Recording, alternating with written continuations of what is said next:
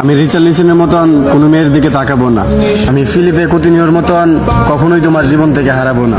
তুমি আমাকে ব্রাজিলের বাস পাখি এলিসন বেকারের মতো বিশ্বাস করতে পারো। শত অপমান পাওয়ার পরেও আমি ভিনিসিয়াস জুনিয়রের মতো তোমাকে পাওয়ার চ্যালেঞ্জ করব।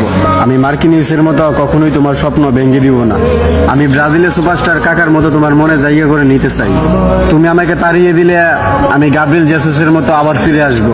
আমি রাফিনার মতো তোমার সব রাগ সহ্য করে নিব।